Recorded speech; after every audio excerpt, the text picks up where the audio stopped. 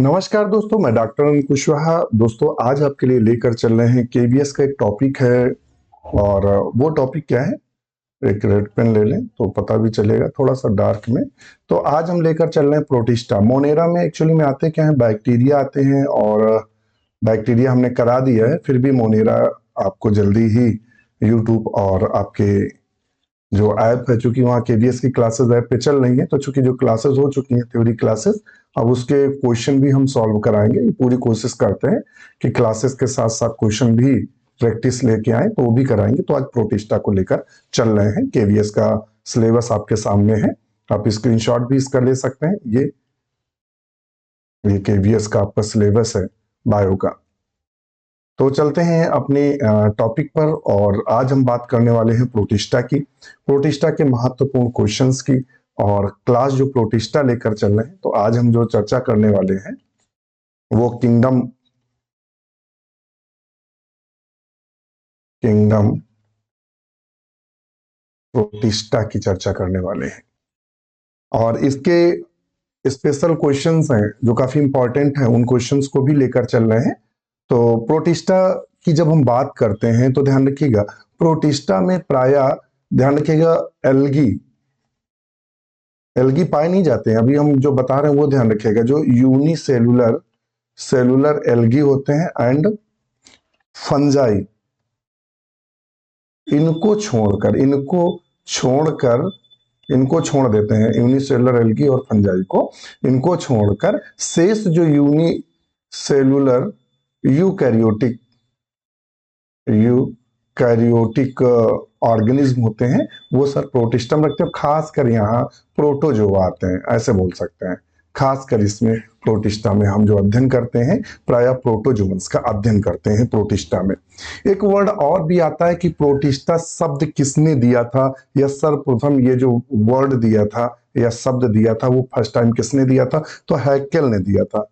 किसने दिया था? हैकेल नाम के वैज्ञानिक ने 1866 में प्रोटिस्टा नामक वर्ड दिया था, या पहली बार प्रोटिस्टा शब्द को उन्होंने प्रयोग में लाया था।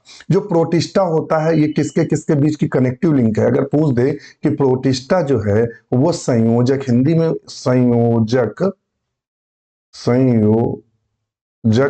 कड़ी है, किसके किसके मध्य की संयोजक कड़ी है? तो ये ध्यान रखिएगा, प्रोकैरियोट्स और प्रोकैरियोट्स एंड मल्टी सेलुलर हमारे पीठ के पीछे चल रहा है, मल्टी सेलुलर यूकैरियोट्स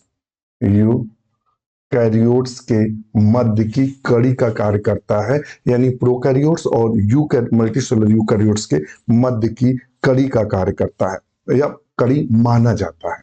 तो ये चूंकि क्वेश्चन कराएं, उससे पहले कुछ भूमिका अगर हमें पता चल जाएगी तो काफी हमें आराम हो जाएगा, हमें पता भी चलेगा कि हम पढ़ना क्या है। तो ये प्रायः जनरली ये होते कैसे? तो ये जनरली एक्वाटिक होते हैं, ऐसे नहीं कि सारे एक्वाटिक होते हैं, मगर जनरली ये एक्वाटिक होते हैं। और ये मैरीन में, समुद्री भी होते हैं, फ्रेश वाटर में भी पाए जाते हैं, अर्थात मैरीन भी होते हैं, और इसके अलावा ये फ्रेश वाटर में भी पाए जाते हैं। ऐसे नहीं कि सभी, कुछ कैसे नम सॉइल में, मॉइस्ट सॉइल में भी पाए जाते हैं, नम मिट्टी में भी देखने को मिलते हैं, नम स्थानों पर पाए जाते हैं। कुछ प्लैंकटन होते हैं, ध्यान रखिएगा, प्लवक होते हैं, और कुछ पैरासाइट होते हैं। तो ये कैसे होते हैं? तो पैरासाइट भी होते हैं, मतलब प्लैंक्टोनिक भी होते हैं, यानी जल में तैरते भी हैं, और कुछ ऐसे भी होते हैं जो परजीवी होते हैं। तो अभी हमने आपके लिए, इनके लिए थोड़ी सी भूमिका भी जरूरी है, तभी हम लोग क्वेश्चन कर पाएंगे। तो इसमें प्रायः अगर ऐसे देख लें, फाइलम हमने आपको जो केवीएस में पढ़ाया, ध्यान रखिए केवीएस का जो बैच है उसमें जो हमने इसको प्रोटोजोआ के नाम से पढ़ाया है। पूरा आपको प्रोटोजोआ के हिसाब से पूरा क्लासिफिकेशन, प्रोटोजोआ के जो जनरल कैरेक्टर्स हैं केवीएस के बेस पे जितने भी इंपॉर्टेंट हैं, वो सारे के सारे हमने आपको केवीएस में प्रोटोजोआ के नाम से पढ़ाया। वहां हमने ये शब्द यूज नहीं किया प्रोटिस्टा, क्योंकि प्रोटिस्टा में प्रोटोजोआ आते हैं, तो डायरेक्ट हमने आपको पढ़ा दिया है। अगर कभी पूछते कि प्रोटोजोआ शब्द किसने दिया था, तो गोल्डफस ने दिया था। किसने दिया था? गोल्डफस नाम के वैज्ञानिक ने पहली बार प्रोटोजोआ शब्द का प्रयोग किया था 1817 में। कब किया था? 1817 में पहली बार इन्होंने इस शब्द का प्रयोग किया जा जाता। और इस साइंस को क्या बोलते हैं? प्रोटोजूलॉजी बोलते हैं। प्रोटोजूलॉजी के नाम से जानते हैं, जिसमें इनका अध्ययन करते हैं प्रोटोजोआ को। इसके अलावा ये जनरली यूनिसेलुलर होते हैं। कैसे होते हैं? प्राय ये यूनिसेलुलर होते हैं, एक कोशिकीय होते हैं, यूकैरियोट्स होते हैं, यूकैरियोट्स होते हैं, अर्थात ट्रू न्यूक्लियस पाया जाता है। क्या पाया जाता है? ट्रू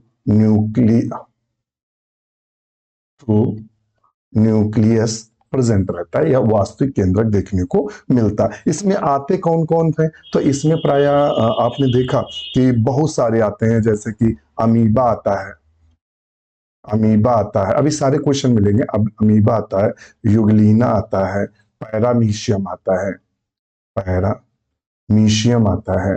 और अगर पैरासाइट की बात करें, पैरासाइट की, कि कौन कौन से पैरासाइट या परजीवी होते हैं। पैरासाइट का मतलब यहां हुआ परजीवी से। परजीवी में कौन कौन आते हैं? तो प्राय एंट अमीबा आता है, एंट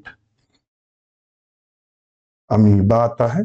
इसके अलावा कौन आता है? ट्रिपैनोसोमा आता है, ट्रिपैनोसोमा आता है। ट्रिपैनोसोमा के साथ और कौन आता है?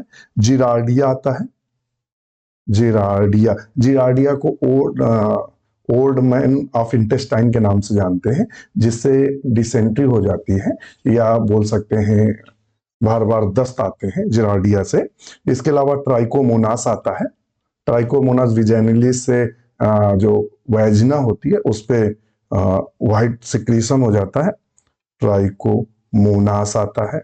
इसके अलावा लिस्मानिया आता है, प्लाज्मोडियम आता है, प्लाज्मोडियम। ये सारे के सारे पैरासाइट या परजीवी होते हैं। तो इन सब की हम चर्चा करेंगे। इसके अलावा स्यूडोपोडिया पाए जाते हैं, अलग अलग के पाए जाते हैं, तो ये सब क्लास में, तो ये थोड़ी सी भूमिका जरूरी थी, इसलिए उस भूमिका को लेकर हम आपके साथ डिस्कस कर रहे थे। अब चलते हैं क्वेश्चन पर। क्वेश्चन क्या कह रहा है? तो अब क्वेश्चन नंबर फर्स्ट क्या कह रहा है? तो क्वेश्चन नंबर फर्स्ट पर चलते हैं। क्वेश्चन नंबर फर्स्ट कह रहा है, the vector for the sleep sickness is. वो वेक्टर कौन होता है जो स्लीप सिकनेस फैलाता है? तो पहले स्लीप सिकनेस का मतलब क्या होता है? निद्रा रोग, हिंदी में बोलते हैं निद्रा रोग। तो निद्रा रोग पहला प्राय कौन फैलाता है, यानी निद्रा रोग का जो पैथोजन होता है, पैथोजन होता है, वो कौन होता है? ध्यान रखिएगा, जो इसका पैथोजन होता है वो कौन होता है? तो ट्रिपैनोसोमा होता है। कौन होता है? ट्रिपैनोसोमा होता है। ध्यान रखिएगा, जो इसका पैथोजन है, एक्चुअली में जहां थोड़ा ब्रॉड दिया रहता है, जैसे कि टीजीटी पीजीटी में आपको दिया रहता है ट्रिपैनोसोमा पढ़ना है, पैरामीशियम, और जहां उन्होंने सिर्फ मोनेरा दे दिया है, ऐसी स्थिति में आप खुद कंफ्यूज हो जाते हैं, क्या पढ़ें क्या छोड़ें। जब वो केवल एक लाइन देते हैं, जैसे उसने कह दिया कि जिम्नोस्पर्म आपके सिलेबस में जिम्नोस्पर्म है, अब हमें ये नहीं पता चला कि केवल जर्नल करेक्टर पढ़ने हैं, कि जर्नल करेक्टर के साथ साथ हमें साइकस और पाइनस के भी जर्नल करेक्टर पढ़ने हैं। तो यहाँ थोड़ी सी समस्याएं ज्यादा विकट हो जाती हैं कि आपको क्या पढ़ना है। उसने केवल प्रोटिस्टा शब्द देकर छोड़ दिया कि प्रोटिस्टा आपको पढ़ना है। तो ये फिर छोटी छोटी चीजें आपको देखने को जरूरत पड़ेगी, कि जो पैथोजन होता है वो प्राय ट्रिपैनोसोमा होता है। और ट्रिपैनोसोमा आता किसमें है? तो ट्रिपैनोसोमा जू फ्लैजिलेट के अंतर्गत आता है। किसमें आता है? जू फ्लैजिलेट के अंतर्गत आता है। जू फ्लैजिलेट के अंतर्गत आता है प्राय कौन? ट्रिपैनोसोमा। इसको फैलाने का काम कौन? वेक्टर। वेक्टर का मतलब होता है, हिंदी में बोलते हैं वाहक। वाहक कौन होता है? किसके द्वारा फैलता है? तो जब हम इसके वाहक की बात करते हैं तो कहता है हाउस फ्लाई, जिसे हम लोग घरेलू मक्खी के नाम जानते हैं। सैंड फ्लाई, सैंड फ्लाई फैलाता है? नहीं। कौन फैलाता है? सीसी फ्लाई मक्खी फैलाती है। तो ऑप्शन कौन सा सही होगा? बी, सीसी फ्लाई दिया रहेगा। या आपको एग्जाम में जो दिया रहेगा सीसी फ्लाई, या एक शब्द दिया रहता है ग्लोसिना पैपिलिस, पैलपलिस बोलते हैं, ग्लोसिना, ग्लोसिना पाल्पलिस ये बोलते हैं। या तो सीसी फ्लाई दिया रहेगा या ग्लोसिना पाल्पलिस दिया रहेगा, तो अथवा लगा लें, दोनों को आपको रट के रखना है। अगर सीसी फ्लाई दिया रहेगा तब भी टिक करना है, अगर सीसी फ्लाई ना दिया हो, ग्लोसिना पाल्पलिस दिया हो तब भी देना है। अगर पूछ दे कि ट्रिपैनोसोमा किसके द्वारा एक मतलब ट्रिपैनोसोमा किसके द्वारा स्प्रेड होता है या फैलता है, तो प्रायः इसी सीसी फ्लाई मक्खी के द्वारा फैलता है, या ग्लोसिना पैल्पिलिस के द्वारा फैलता है। ट्रिपैनोसोमा जो होता है, इसमें जो प्राइमरी होस्ट होता है वो ह्यूमन होता है, सेकेंडरी होस्ट जो होती है वो सीसी फ्लाई मक्खी होती है। इससे रोग होता है स्लीप सिकनेस, या आपको अफ्रीकन स्लीपिंग सिकनेस या गैम्बियन ट्राइपोनोमोसिस के नाम से भी जानते हैं। तो इस तरह से आपसे पूछ सकता है, तो ऑप्शन हम बी सही करेंगे। और अभी यहां दिया है सैंड फ्लाई। सैंड फ्लाई का नाम क्या है ये भी देख लेते हैं। तो सैंड फ्लाई जो होती है, इसके द्वारा इसे फ्लियोबॉटमस बोलते हैं। क्या बोलते हैं?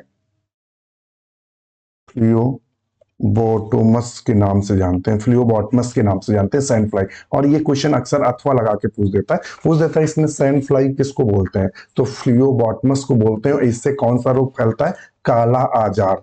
काला आजार फैलता है।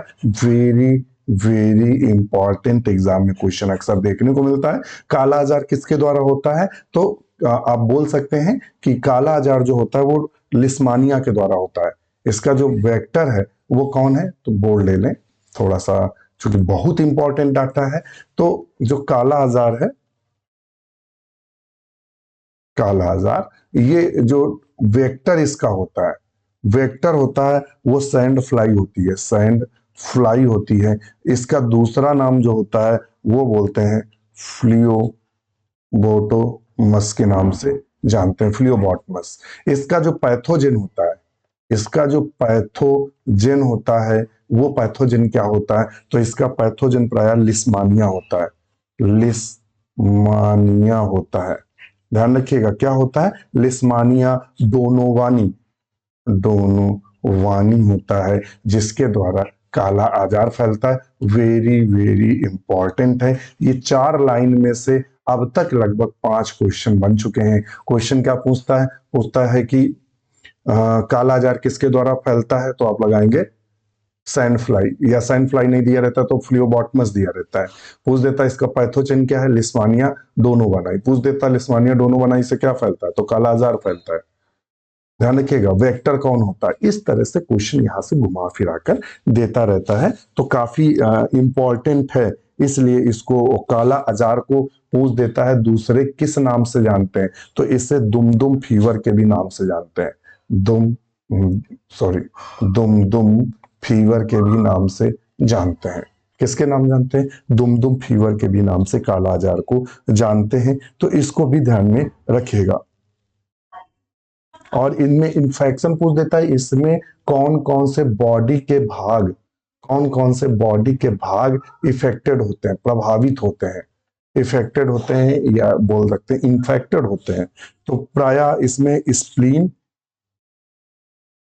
स्प्लीन इन्फेक्टेड होता है, लीवर इन्फेक्टेड होता है। इसके अलावा बोन मैरो, बोन मैरो तक इफेक्टेड होती है, इसको भी ध्यान में रखिएगा। और इंटेस्टाइन की विलाई जो होती है वो भी इफेक्टेड होती हैं इसमें, काला आजार फीवर में।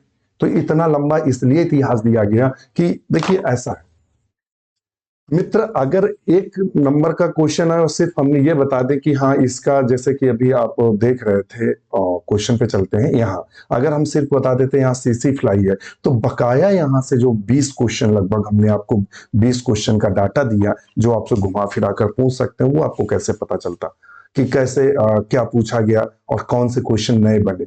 इसलिए अच्छा, यदि आप हमसे जुड़ना चाहते हैं तो डॉक्टर नोट्स बायोलॉजी का आप ऐप गूगल प्ले स्टोर से डाउनलोड कर लीजिए, साइन अप कर लीजिएगा। और साइन अप करने के बाद 3 बैच दिखाएगा। अभी नया बैच केवीएस और कॉम्बो बैच है, और जीआईसी प्री का ये एक ज्वाइंट बैच शुरू हुआ है जिसकी मेंबरशिप केवल 1199। अभी आपने देखा कि हमारे जीआईसी के कई मित्र हैं जो ऑलरेडी सिलेक्ट हुए, लगभग 150 मित्र प्री क्वालिफाई किए थे, उसमें कई सारे मित्र मेंस में भी क्वालिफाई हुए और उनको नियुक्ति पत्र भी मिला, जिनकी जानकारी हमने दी। बहुत सारे मित्रों ने संपर्क नहीं किया, उसी समय किया, फिर चूंकि 1 साल का दौर हो गया, लगभग 6-7-8 महीने हो गए सिलेक्शन के, तो उस समय कम्युनिकेशन हुआ, इस समय जो मिला तब नहीं हुआ। तो बहुत सारे ऐसे मित्र हैं, तो आप उनको, अगर उनको चेक करना चाहते हैं, अगर आपको कंफ्यूजन है, देखिए कोचिंग संस्थान तो है नहीं कि फर्जी आपके साथ डाटा शेयर कर रहे हैं।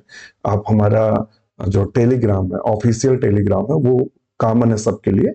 आप वहां सर्च करके डॉक्टर नोट्स बायोलॉजी ऑफिशियल पे सर्च करके जुड़ सकते हैं। ये सारे लोग आपको वहां मिलेंगे, आप इनसे क्वेश्चन पूछ भी सकते हैं, इनकी सुन भी सकते हैं। और इसके अलावा आपको क्या मिलेगा, नोट्स की पूरी लाइब्रेरी मिलेगी। लाइब्रेरी का मतलब हजारों नोट्स मिलेंगे।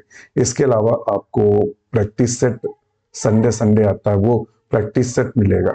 उसके अलावा आपको रात में हम डिस्कशन करते हैं, वो आपको फ्री ऑफ कास्ट। ये सब सुविधाएं केवल 1099 में मिलेंगी। और ऐसा नहीं, यहाँ बहुत सारे लोगों का चयन हुआ है, मतलब बहुत सारे लोगों का चयन का मतलब बहुत सारे लोगों का चयन हुआ है।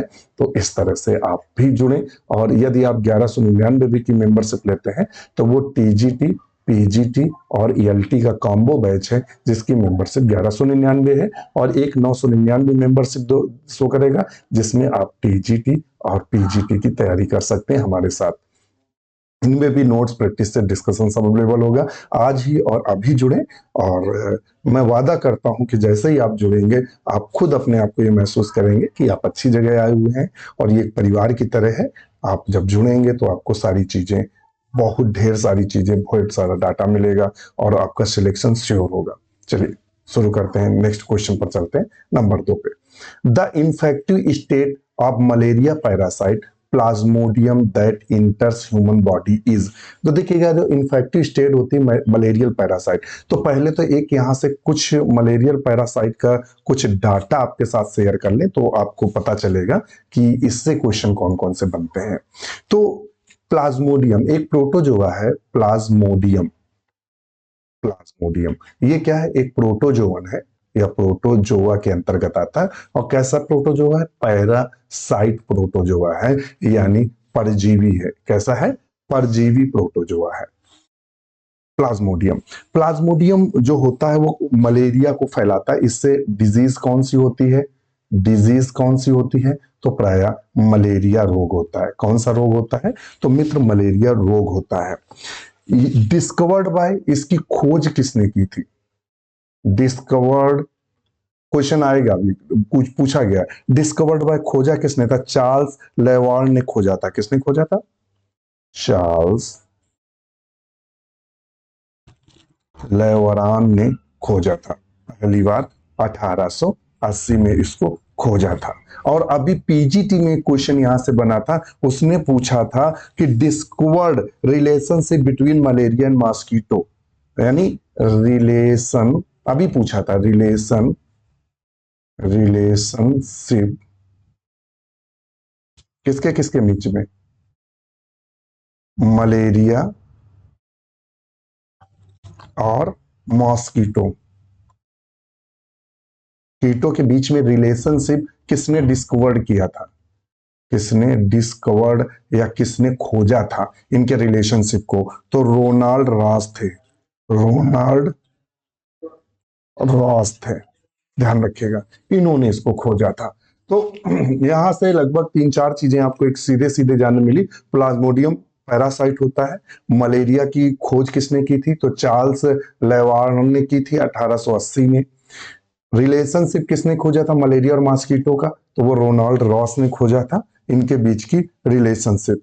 और ध्यान रखिएगा, इसके अलावा Lancisi first suspected relationship between mosquito and malaria, इन्होंने सस्पेक्टेड किया था, मगर मेन रोनाल्ड रॉस को जाता है।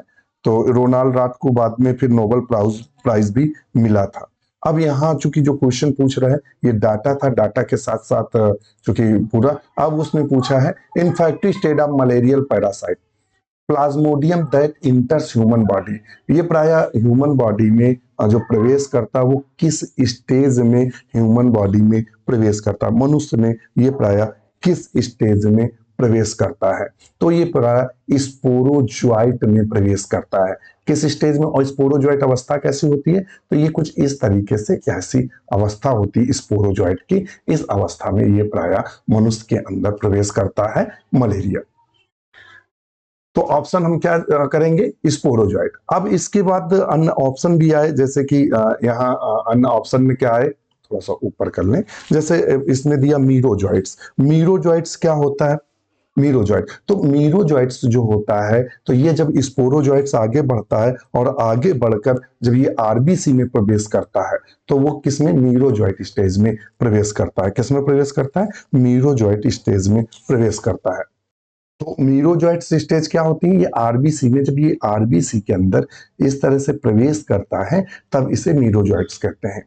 फिर उसके बाद ट्रोफोजॉइट अवस्था क्या होती है? जब ये आरबीसी के अंदर एक गोल संरचना बना लेता है तब इसे ट्रोफोजॉइट के नाम से जानते हैं। माइन्यूटा स्टेज कहाँ देखने को मिलती है? तो माइन्यूटा जो स्टेज देखने को मिलती है वो एंट, ध्यान रखिएगा, एंट अमीबा में देखने को मिलती है। किसमें देखने को मिलती है? एंट अमीबा में माइन्यूटा स्टेज हमें देखने को मिलती है। तो यहां चूंकि पूछा है तो बी लगाएंगे सही। नेक्स्ट क्वेश्चन है, Trypanosoma belong to the class, किस क्लास को ट्रिपैनोसोमा बिलोंग करता है? तो देखिए इसीलिए मैंने आपसे कहा था कि आप अगर हमारे कान आंख कान खोलकर अगर पढ़ेंगे तो मैं वादा करता हूं क्वेश्चन आपके मारे नहीं जाएंगे। तो अभी थोड़ी देर पहले हमने जब अभी पढ़ा रहे थे तो आपको मजाक लग रहा होगा कि दुनिया का ये क्या पढ़ाने लगे। यहाँ एक शब्द हमने यूज किया था और वो कहाँ यूज किया था, अब मुझे देखना पड़ेगा।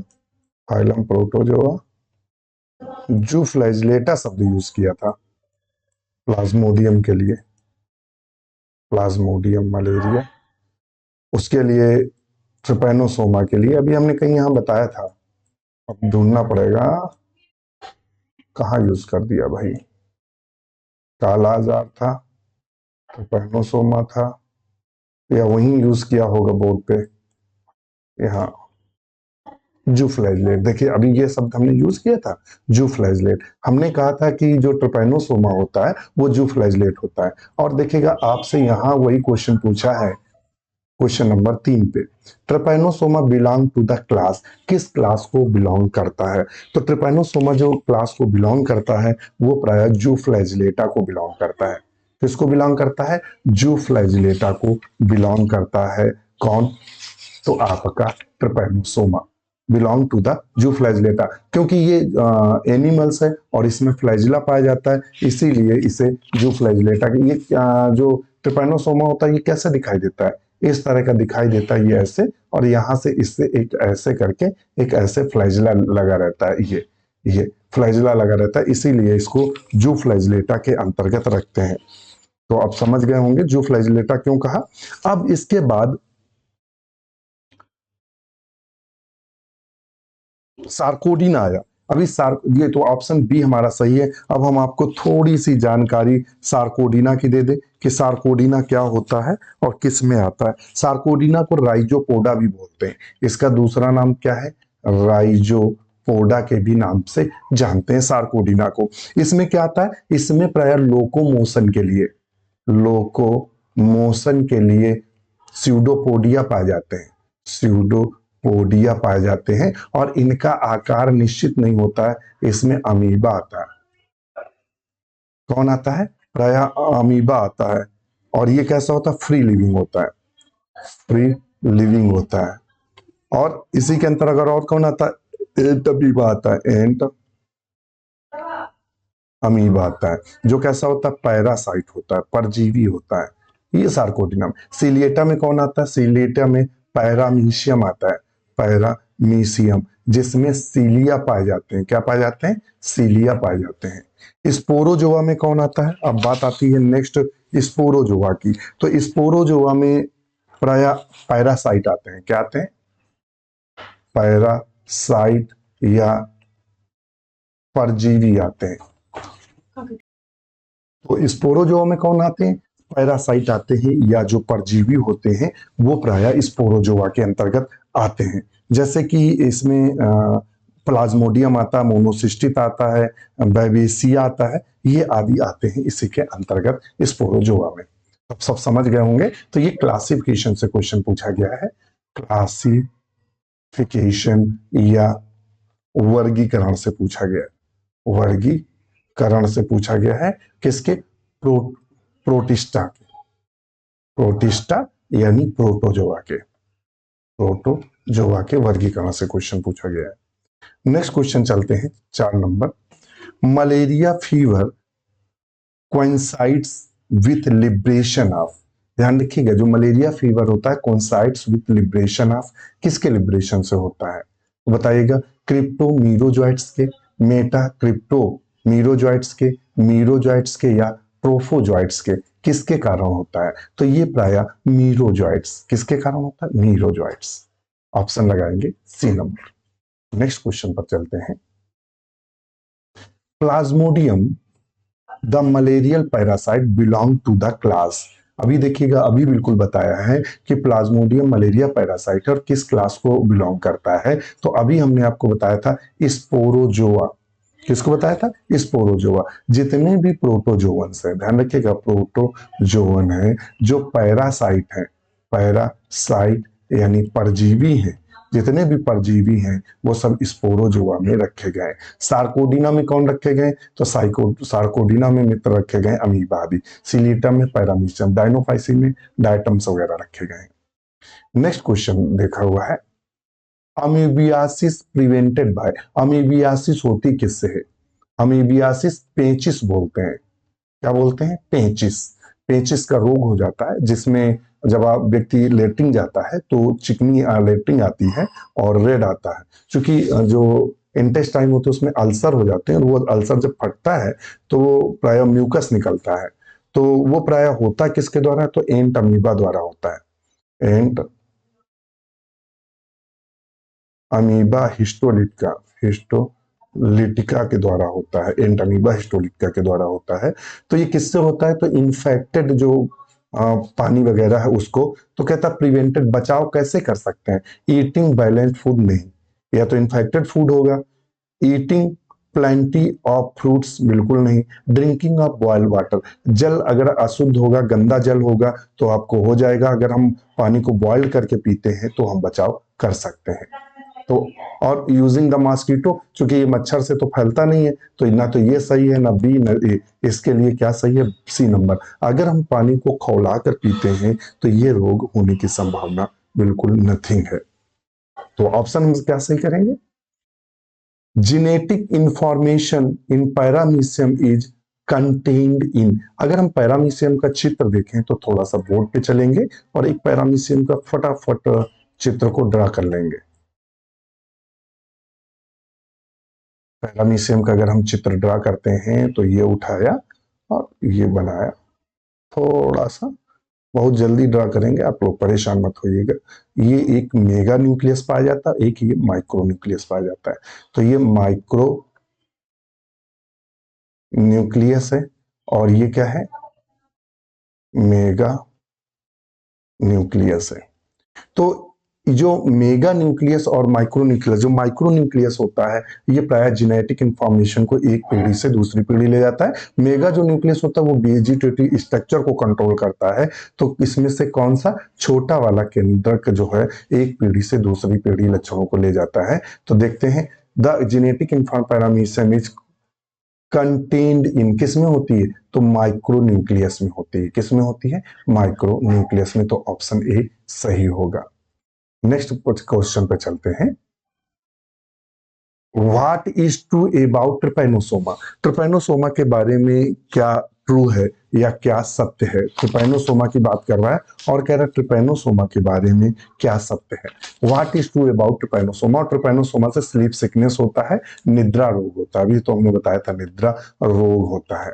सही क्या है? तो ट्रिपैनोसोमा डाइजेनेटिक होता है। कैसा होता है पहले तो समझ लो। ट्रिपैनोसोमा मोनोजेनेटिक नहीं होता, ये गलत है। क्या होता है? डाइजेनेटिक होता है, यानी द्विपोषदी होता है। औषधि होता है, अर्थात अपना जीवन चक्र मैन और सीसी फ्लाई मक्खी में व्यतीत करता है। आधा जीवन चक्र मैन में, आधा जीवन चक्र फ्लाई। तो ये अपना जीवन चक्र दो जीवों में, डाइजेनेटिक इसीलिए बोलते हैं कि ये अपना जीवन चक्र दो जीवों में पूरा करता है। तो ये तो पहले ही गलत हो गया, मोनोजेनेटिक दिया है। Facultative parasite. फैकल्टेटिव पैरासाइट का मतलब ये होता है कि ये मृतोपजीवी हो और आवश्यकता पड़ने पर पैरासाइट की तरह काम करता है। तो बिल्कुल गलत है। नॉन पैथोजेनिक बिल्कुल गलत है, क्योंकि इससे रोग होता है, स्लीप सिकनेस रोग होता है, निद्रा रोग होता है या स्लीप सिकनेस होता है। तो ये भी गलत है। पॉलीमार्फिक, बिल्कुल ये पॉलीमार्फिक होता है। पॉलीमार्फिक का मतलब ये होता है बहुरूपी होता है।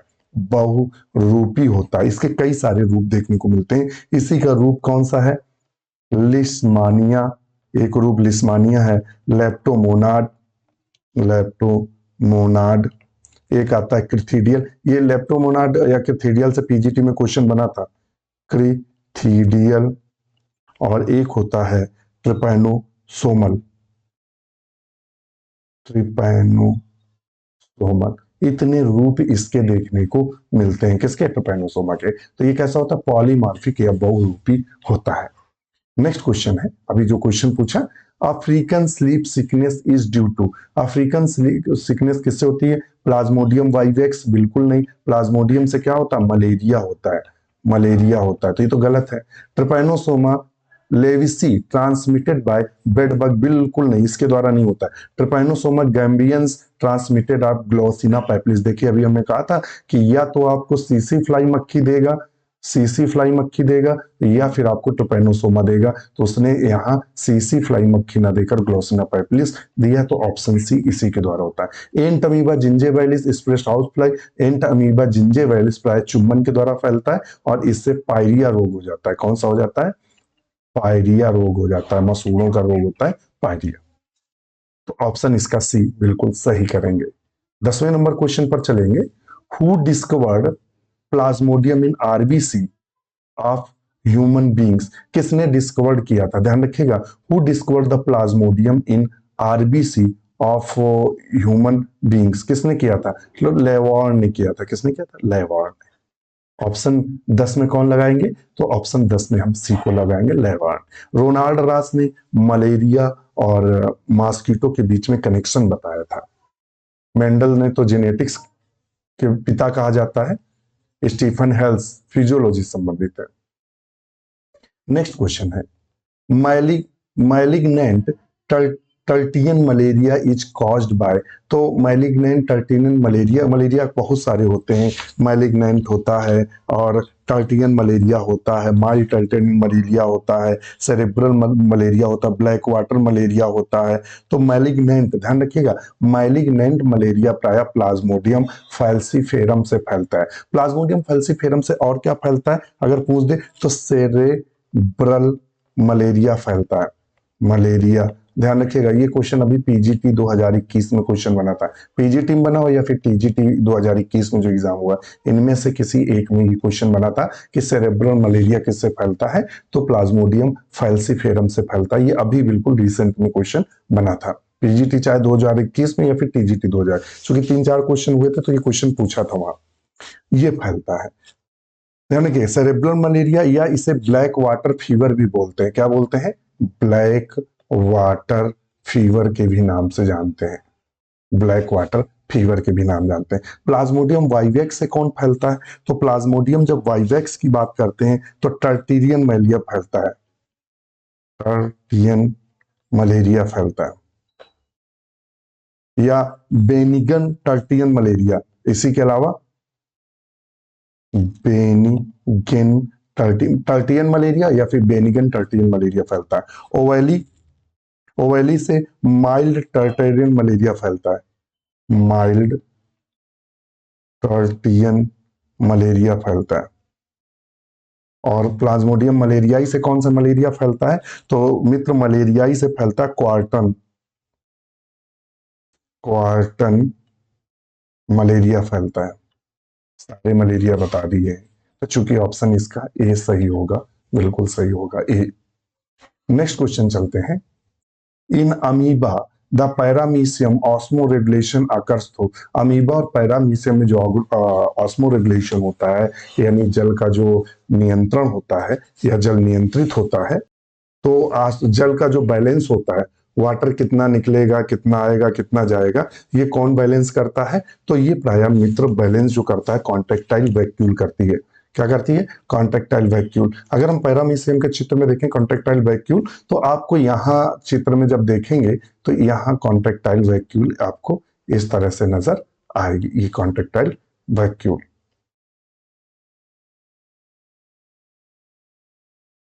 ये कॉन्ट्रेक्टाइल वैक्यूल जो प्राय क्या करती है? ऑस्मो रेगुलेशन या जल का नियंत्रण करती है।